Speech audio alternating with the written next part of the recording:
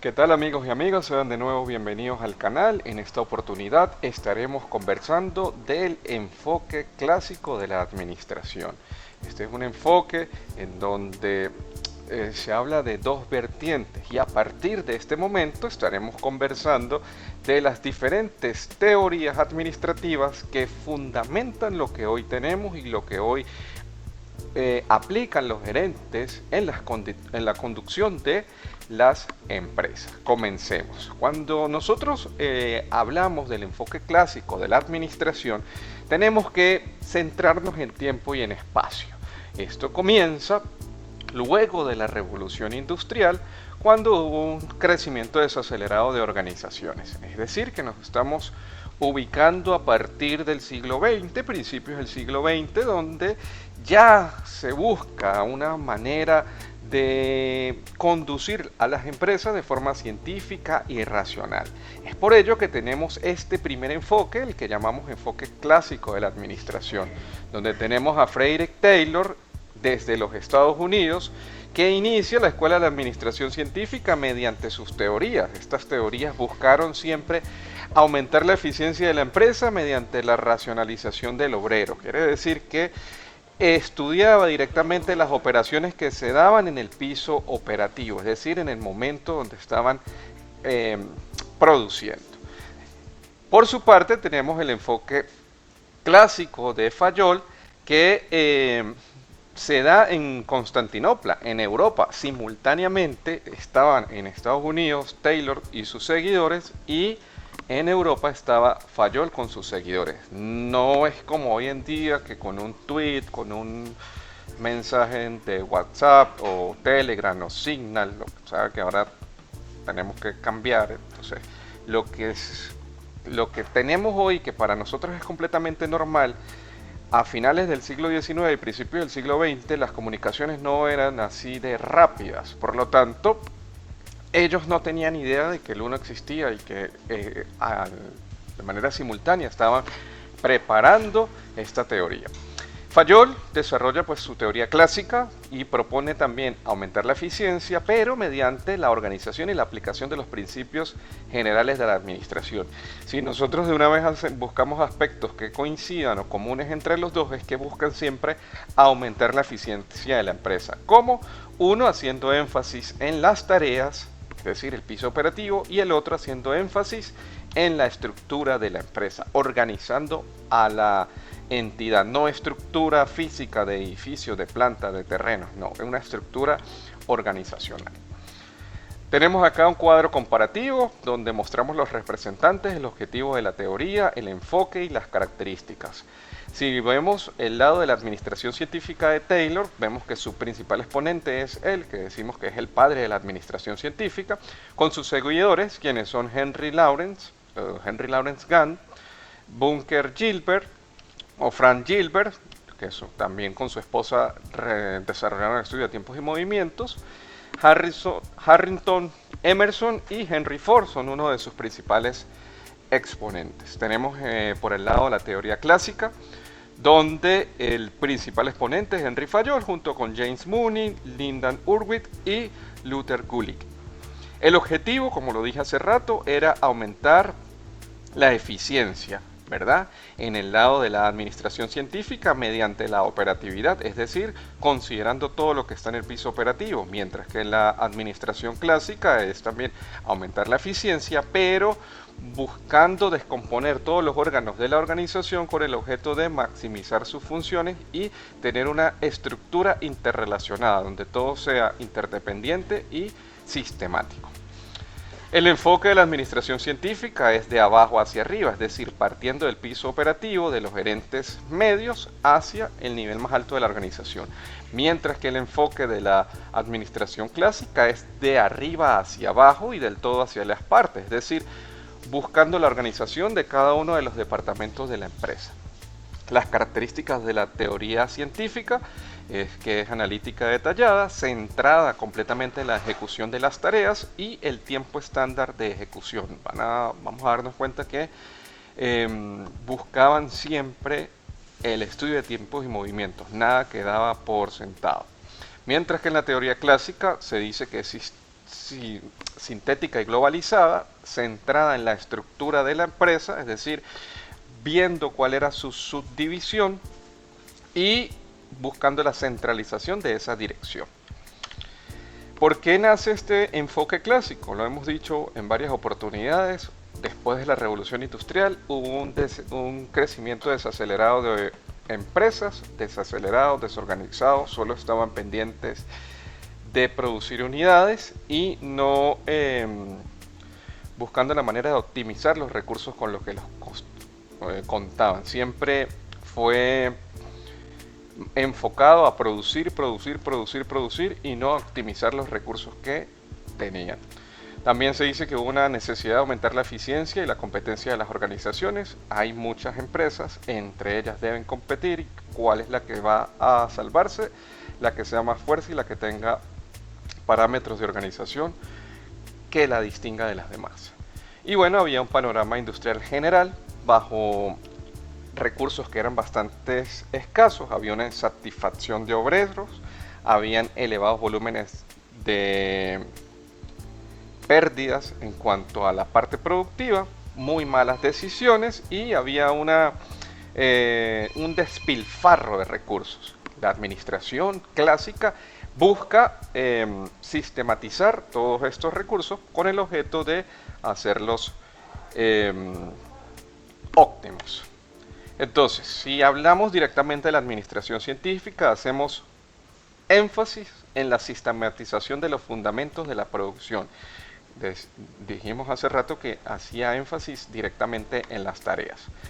¿Quién era Taylor? Bueno, Taylor fue un ingeniero que pasó su vida profesional como operario en la Midland Company y fue capataz, jefe de taller y ingeniero. Él era una persona, ¿cómo describirla? Ahorita en estos tiempos le diríamos que le hubiese sufrido mucho de bullying. Era delgado, bajito, muy débil, llegó la luz, muy débil y, oye, era torpe, sí, por así decirlo, era torpe y él decía, debo buscar la manera de hacer los movimientos rápidos y óptimos. Y es por eso que él empieza a estudiar y a trabajar toda esta parte de la ingeniería. Dice que él ve la problemática que había el pago por pieza o por tarea y que los patrones solamente buscaban ganar dinero al fijar el máximo precio por cada una de las tareas, mientras que los operarios reducían el ritmo de la producción para equilibrar el pago por pieza determinada. Entonces Taylor estudió los problemas de producción para encontrar la solución que satisfaciera tanto a los patrones como a los empleados. Se dice que Taylor pasa su obra como en dos periodos. La primera, que está relacionada con la publicación de su libro Shop Management en 1903, donde hace un análisis de las tareas que hace cada operario. Descompone todos esos movimientos y los procesa para perfeccionarlos y racionalizarlos, usarlos con sentido común. Esto nos recuerda lo que hizo René Descartes con los principios cartesianos, fue lo que vimos en videos anteriores. Él, a través de esta obra, pudo comprobar que el objetivo de la administración es pagar salarios altos y tener bajos costos de producción. La administración debe establecer procesos estandarizados que le permitan el control de las operaciones de producción. Cuando hablamos de un proceso estandarizado, es un proceso sin improvisaciones. Si nosotros estamos fabricando una silla, pues debemos tener por escrito cuáles son los pasos para fabricar esa silla y cumplirlos y saber cuánto tiempo vamos a estar en cada una de las estaciones para poder determinar el tiempo de producción. Entonces él decía que esos procesos debían estar estandarizados y debían seguir una lista, una receta. También hablaba que los empleados deben ser seleccionados científicamente y colocados en el puesto laboral con las condiciones adecuadas. Quiere decir que había que analizar cuáles eran los cargos y cuáles eran las posiciones de trabajo que iban a tener ellos y de acuerdo a ello seleccionar trabajadores que fueran aptos y que tuviesen las competencias para poder desarrollar esas tareas. ¿Qué pasa? Que para ubicarnos en contexto, cualquier persona que acudiera hacia una fábrica a pedir empleo era admitida. Entonces se veía que habían personas grandes, corpulentas y personas débiles y delgadas que tenían que hacer trabajos de fuerza que no eran capaces. Entonces había que seleccionar personal que fuese adecuado a la tarea que iba a realizar. Los empleados deben ser entrenados científicamente en la ejecución de las tareas para perfeccionar sus actitudes. Este entrenamiento es lo que lleva a que el trabajador se volviera especialista en determinada área. En esa oportunidad, en esos tiempos, las tareas eran muy repetitivas. Entonces, si se le entrenaba bien en la tarea que iba a realizar, pues el trabajador, su curva de aprendizaje se iba a reducir y iba a ser óptimo en la producción de la empresa. Y también pudo comprobar que la administración debe establecer una atmósfera de íntima cordialidad y cooperación con los trabajadores. También colocándolos en contexto, a principios del siglo, el trabajador no era nada, no valía nada para la empresa, era tratado, ni siquiera se le daba pues el valor de persona, no les interesaba y no había esa camaradería, ese sentido de pertenencia que debe tener un empleado para su organización. Él debe llegar y debe sentir que la empresa es suya, eso no existía. En el segundo periodo de Taylor, pues se inicia o se da con el libro o la publicación de su libro Principios de la Administración Científica en 1911 y él concluye que la racionalización del trabajo operativo debería estar apoyada por una estructura general de la empresa. A ello lo denominó administración científica. Él dijo en esta publicación que la empresa padecía de tres males: holgazanería sistemática de los operarios, es decir, de los obreros, que reducían la producción para evitar que la gerencia les redujese los salarios. Así de organizados son los trabajadores. Había un desconocimiento total de la gerencia, es decir, que no habían rutinas de trabajo específicas y no se sabía el tiempo en que se debían realizar estas rutinas de trabajo. Es decir, era un completo desorden. Hoy las operaciones se hacían de una manera, mañana de otra forma y cada uno, de acuerdo al estado de ánimo, realizaba las operaciones como le pareciera. Y había una falta de uniformidad, es decir, que pues va relacionado con lo que les acabo de decir, no habían técnicas o no había una receta, un paso a paso de cómo realizar la producción. Decía que la administración la teníamos que trabajar como ciencia, es decir, la organización y la administración debe estudiarse y tratarse como ciencia y no de manera empírica y aislada. Él contribuye al proponer que la administración debe analizarse de forma científica. Fue el primero en realizar un análisis completo del trabajo, de establecer estándares, de colocar momentos precisos para la ejecución de esos trabajos, de entrenar a los operadores y de especializar al personal en la ejecución de esas tareas. Se preocupó más por la esencia de la organización, aunque sus seguidores más adelante terminaron de centrarse más en las técnicas que en las operaciones, es decir, todo directamente en la parte operativa de la empresa. Una de las partes más importantes y los aportes más fundamentales o reconocidos de Taylor fue la organización racional del trabajo. ¿Qué buscaba la organización racional de trabajo o ORT? Sustituir los medios empíricos y rudimentarios por medios científicos, es decir, esas tareas que de un día se hacían de una manera y al otro día de otra y no había una uniformidad, a través de la organización racional del trabajo, y lo que buscaba era encontrar las herramientas más adecuadas de cada operación mediante el análisis científico para perfeccionarlos en vez de dejarlo a criterio de cada uno de los trabajadores. Es decir, como va viniendo, vamos viendo, como dicen las abuelas, no, debía existir una receta clave para poder ejecutar las operaciones dentro de la empresa. Entonces, el primero de ellos es el análisis del trabajo y el estudio de tiempos y movimientos, que es, bueno, consiste en observar metódicamente cada tarea, descomponer esa tarea en una serie ordenada de movimientos más sencillos y eliminar todos aquellos movimientos que sean completamente inútiles con el objeto de simplificar esa tarea. ¿Qué ventaja trae el análisis de tiempos y movimientos? Bueno, la eliminación del desperdicio y del esfuerzo humano, la racionalización de la selección y adaptación del personal. Si yo sé que tengo una tarea que requiere una persona con capacidad física elevada, pues yo debo buscar personas que se ajusten a ese perfil. La facilidad de entrenamiento de los operarios, la distribución uniforme del trabajo, la definición de métodos y establecimiento de normas para la ejecución de las tareas y tener una base uniforme para fijar salarios equitativos y premios por producción, ya que se tiene y se sabe qué es lo que se elabora en cada momento de la producción. También uno de los que aportaron, además de Taylor, un estudio de tiempos y movimientos apropiados fueron los esposos Gilbert. Ellos utilizaron esta técnica administrativa básica para racionalizar todos y cada uno de los movimientos que se dan en la elaboración de cualquier proceso productivo. Fíjense que ellos, a través de estos 17 movimientos, logran establecer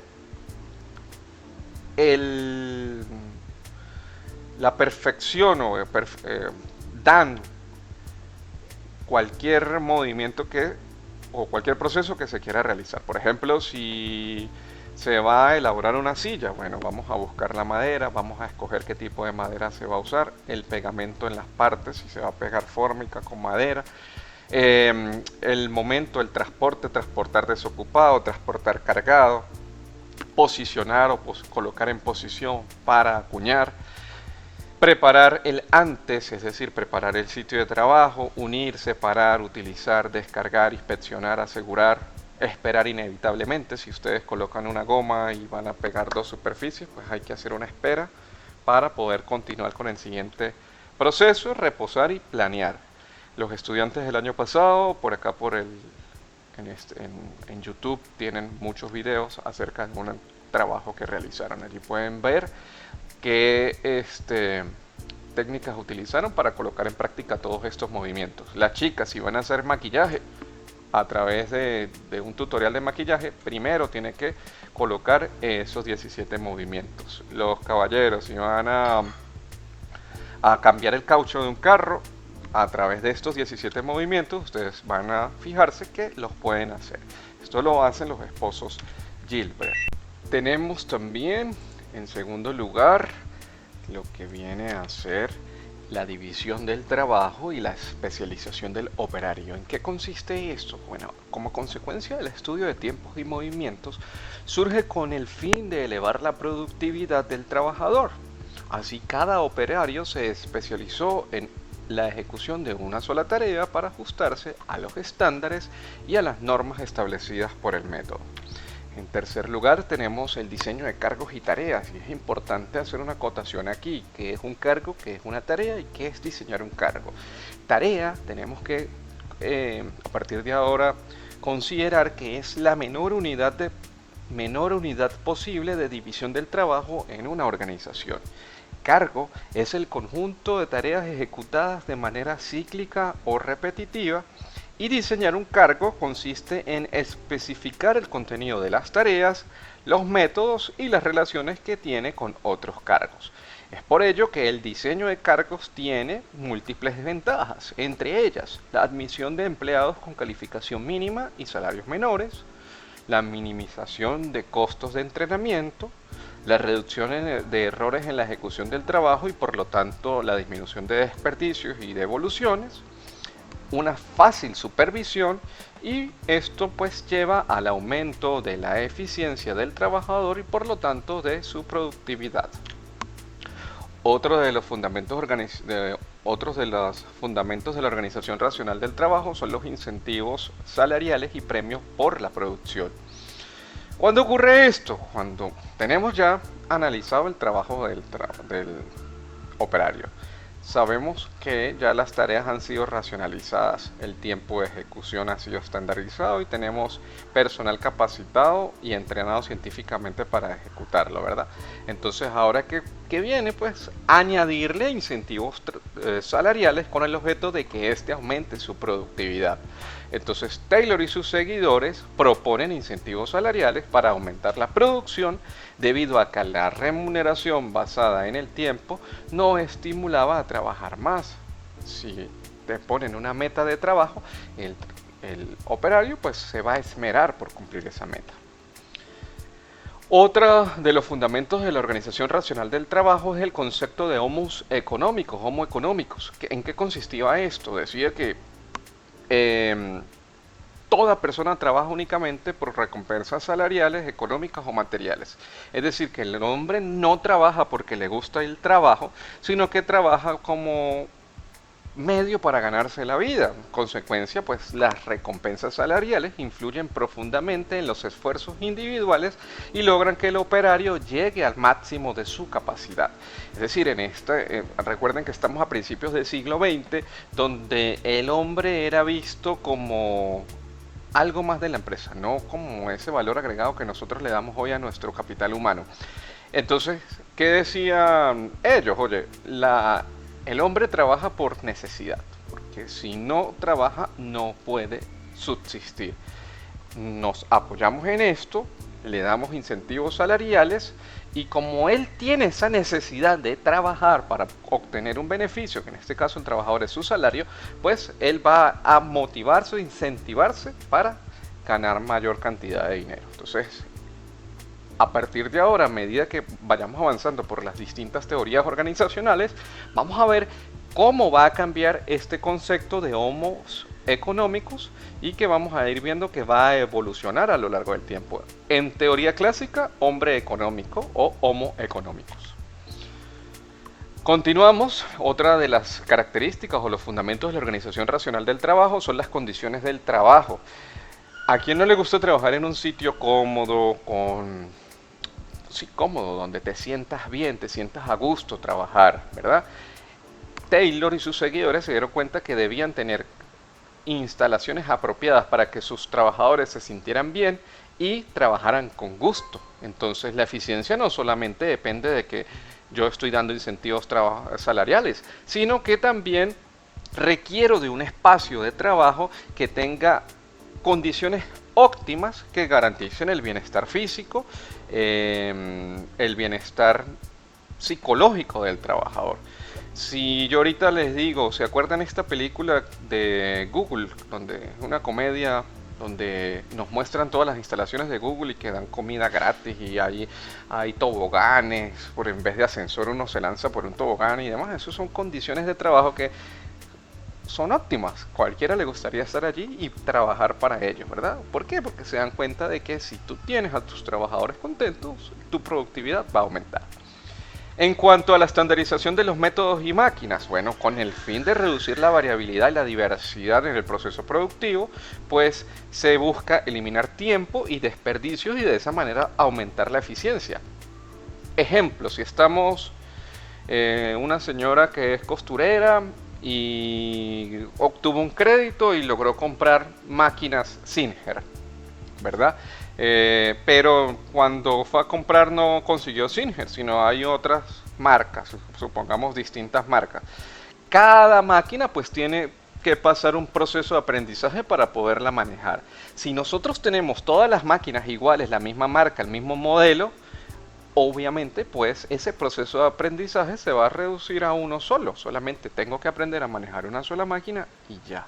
Entonces esto también lo considera Taylor y sus seguidores cuando hace los fundamentos de la organización racional del trabajo. Tenemos también la supervisión funcional. Taylor pues no está de acuerdo con la centralización de la autoridad. Él defendió la supervisión funcional, que viene a ser la existencia de diversos supervisores por la empresa especializados y con la autoridad referida a su especialidad. Esto implicaba que un operario puede responder ante múltiples supervisores. Ahora nos corresponde hablar de los principios de la administración científica para Taylor. En este caso, ¿por qué surgen estos principios? Nos hacemos esa pregunta y decimos que surgen con la intención de racionalizar, estandarizar y establecer normas de conducta que pudiesen ser aplicables en todas las situaciones posibles.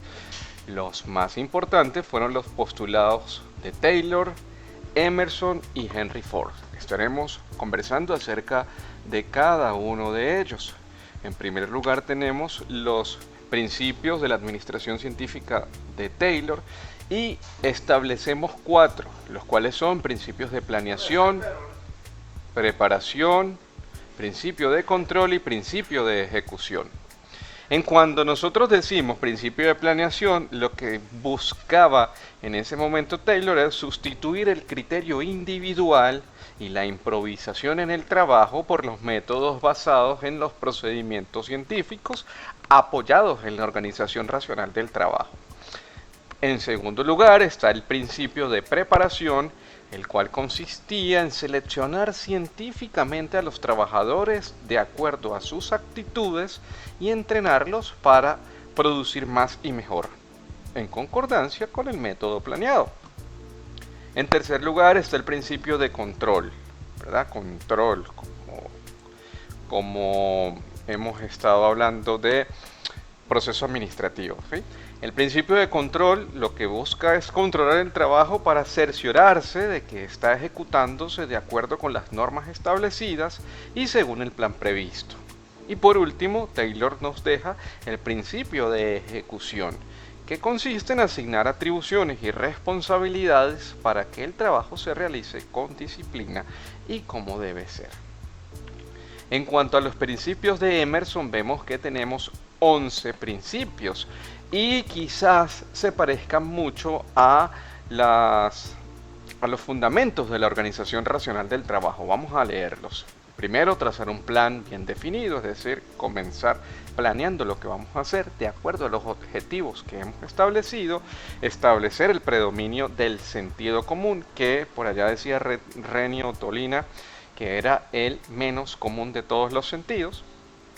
Ofrecer orientación y supervisión competente, es decir, que la persona que está encargada de conducir un equipo de trabajo, pues debe tener las competencias para hacerlo.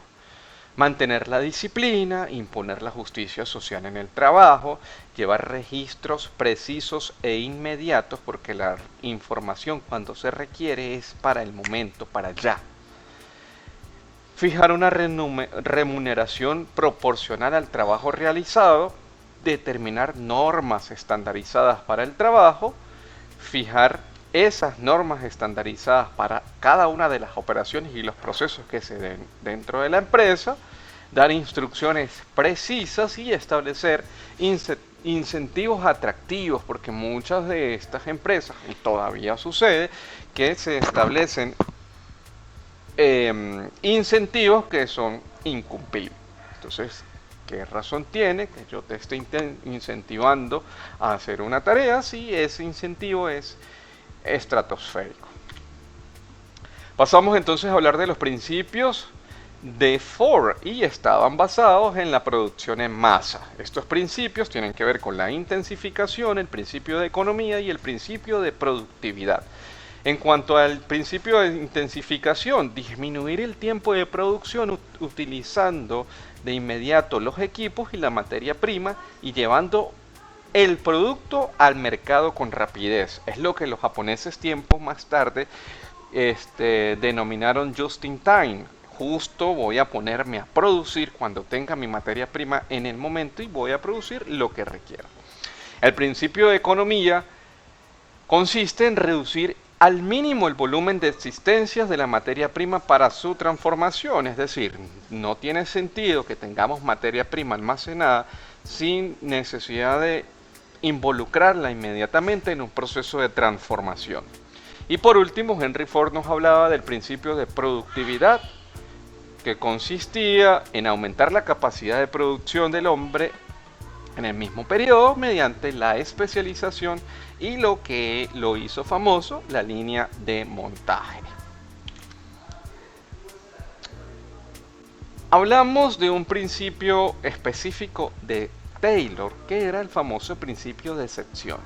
Este está basado en la premisa de que lo que ocurre dentro de los estándares normales no debe llamar demasiado la atención del administrador. O sea, lo que sucede cotidianamente es normal, pero las decisiones más frecuentes deben convertirse en rutina y delegarse pues a los subordinados. En tanto que aquellos problemas que sean más graves, que llamen la atención y que no lo puedan resolver los supervisores medios, pues tiene que inmediatamente activar la cadena y escalar dentro de la organización. Eso es lo que quiere decir el principio de excepción. Ahorita con estos tiempos, de la bendita enfermedad que tosemos, pero si yo siempre tengo tos, no es esa enfermedad. Que amaneció con alergia, bueno, en la mañana siempre tiene alergia, no es esa enfermedad. Que tiene fiebre 38 grados por más de 12 horas y no se le baja con nada, eso llama la atención, principio de excepción, vamos a acudir a un médico inmediatamente. ¿Sí? Esto es lo que quiere Taylor aplicar en las organizaciones. Los problemas de rutina ya todo el mundo lo sabe resolver, pero aquellos problemas que se salgan de lo normal son aquellos que tienen que llamar la atención del administrador. Bien, como toda teoría, a partir de ahora, cada vez que se enuncie una, pues va a aparecer críticas. Es fácil dar una apreciación crítica cuando ya se hizo algo, ¿no? En este caso vamos a ver cuáles fueron las críticas que se le hicieron a la teoría clásica, a la teoría de la administración científica de Taylor. En primer lugar, hay un mecanismo de la administración científica, es decir, se limitó solamente a las tareas y a los factores directamente relacionados con el cargo y la función del obrero. Se dio muy poca importancia o atención al elemento humano y se concebió la organización como una distribución rígida y estática de piezas. Se centró en especificar cómo deben hacerse las tareas. Error. La empresa es un ente globalizado. En segundo lugar, se dice que hay una superespecialización del obrero. La especialización extrema de un obrero pues se da porque se fragmentaron demasiado las tareas, que convierte en tonta su cualificación, al disminuir al máximo el número de funciones de cada individuo en búsqueda de la eficiencia. ¿Sí? O sea, lo que nosotros decimos, no podemos irnos a los extremos, debemos buscar una forma de establecer las tareas de trabajo que van asociadas a un cargo, pero siendo siempre racionales y conscientes. En tercer lugar, tenemos una visión microscópica del hombre, así pequeñita. ¿Por qué? Porque la administración científica se refiere al hombre como alguien X que no le interesa, no le importa, y pues es un ser humano que siente y padece, ¿verdad? Y pues tiene una concepción negativa del hombre. En cuarto lugar, tenemos una ausencia de comprobación científica, ya que ella pretende tratar a la administración como una ciencia, pero no se comprobó de forma científica cuáles eran sus preposiciones y sus principios.